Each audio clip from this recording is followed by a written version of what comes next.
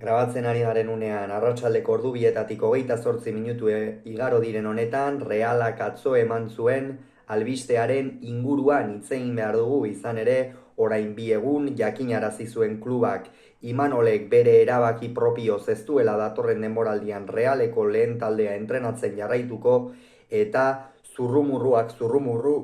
taldeak atzo itxi zituen zurrumurru horiek guztiak Sergio Francisco Sanseko entrenatzailea datorren urtean txuri-urdinen aulkiko nagusia izango dela iragarri ostean. Ura hunditan sartu da Realeko zuzendaritza honen ostean eta hemen nire iritzia plazaratzen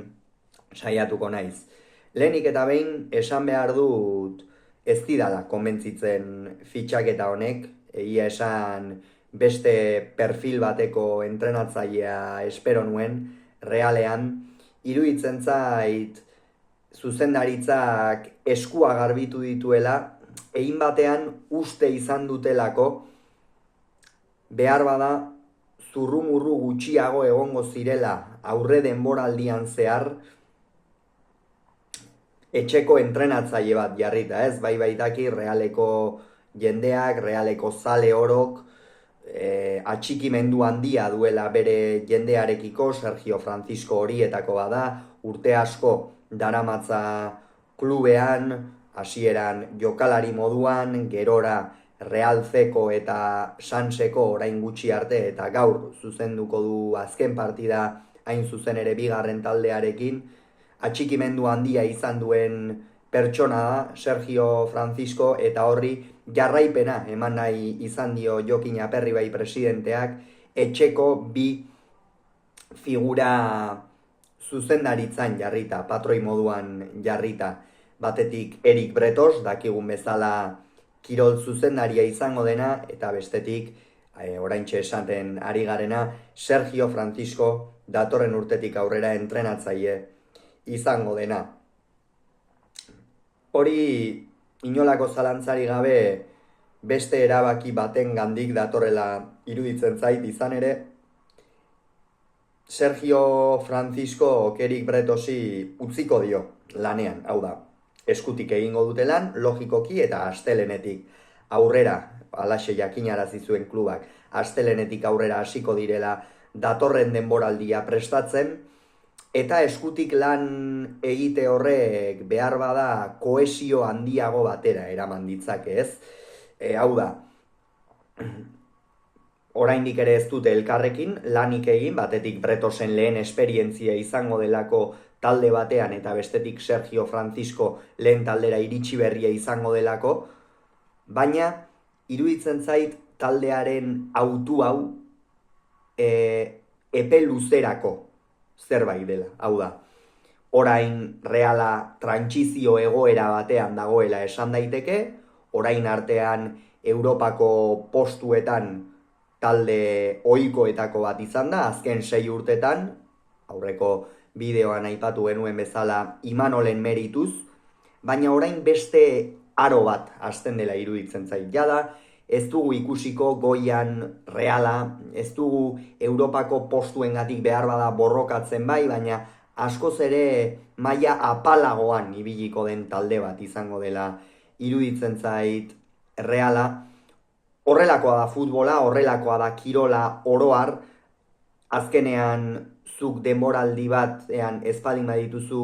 zure helburuak betetzen, datorren denboraldia askotan trantsizio denboraldia izan ohi da, gertatu zaio Sevillari, gertatu zaio Valentziari, gertatu zaio Villarreali, Atletiki ere bere garaian, eta orain badirudi bide hori Realak hartu duela, eta bizitza horrelakoa da, futbola horrelakoa da, faseak daude, eta une honetan Realaren fasea Sergio Franciscoren eskutik, batetik, Erik Bretosen eskutik bestetik, baina iruditzen zait askoz ere modu apalago batean hartuko duela taldeak datorren denboraldia. Ikusi beharko da baita ere entrenatzaile berriarekinea zenbat jokalari geratzen diren, hori beste gai bat izango da, eta horregatik ari naiz hitz egiten trantsizio denboraldia izan daitekeela. ez baita berdina esperientzia duen entrenatzaile bat, eta hau ez da inondik inora Sergio Franciscorekiko inolako gutxiespenik, ez da gutxiagorik ere, baina jokalariak askotan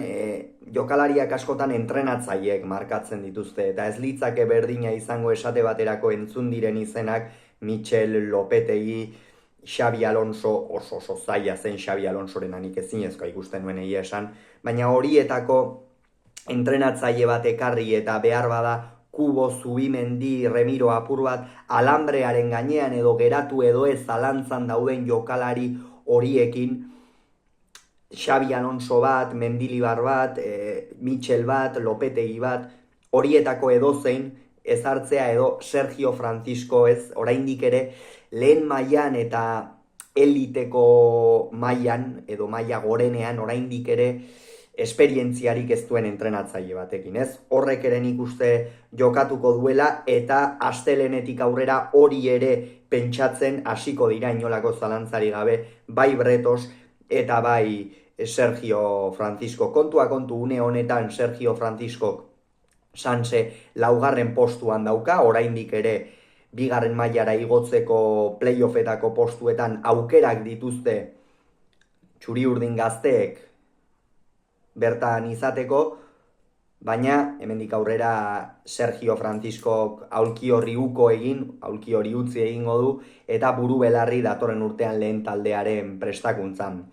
hasiko da, eta magina baldan galtza bete lan izango dute ganadua gobernatzen Bretosek eta Sergio Franciscok. Iruditzen zait eta onartzen dut, atzo kritiko xamarra izan nintzela berekiko, batez ere ez zitzaidalako gustatu zuzendaritzak hartu zuen erabakia eta erabakia hartzearen azkartasuna batez ere, ez? Egun batean esaten duzu Imanol badoala eta hurrengo egunean jada, entrenatzaile berria jartzen duzu, ez? Iruditzen zait horrek prozesu luzeago bat beharko lukeela.